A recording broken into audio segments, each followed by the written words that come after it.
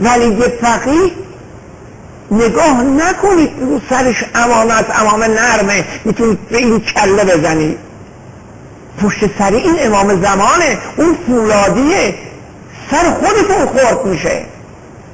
وقت پشتوانه مردمی اینا به صفر برسه، یقین بدانید قوه قضاییه بزرگترین های اینها رو میگیره، هیچ اتفاقی هم نمیگه.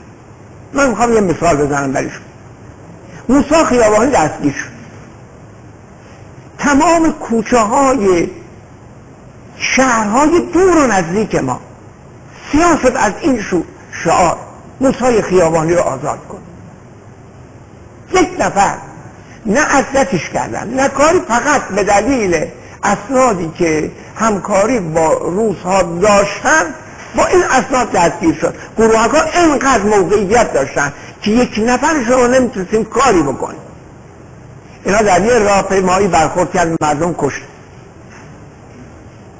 آقای سید حسین موسوی تبریزی دادستان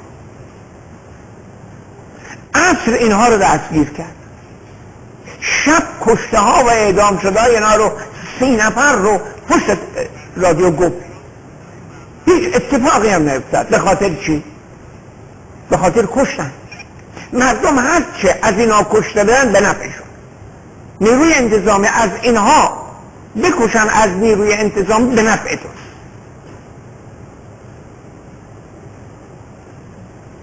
وقتی که دستگیر کردن بلی، بازداشت کردن همه اینا بلی، مظلوم نکنید دشمنت.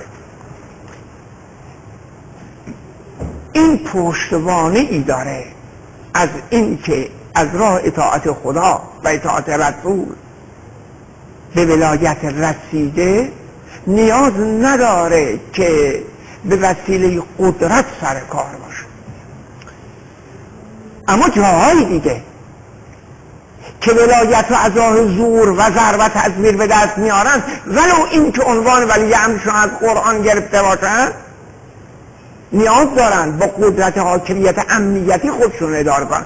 کشور شما نیاز به این نیست که ولی فقیه رو به وسیله نیرو امنیتی بخوام افزش کنیم.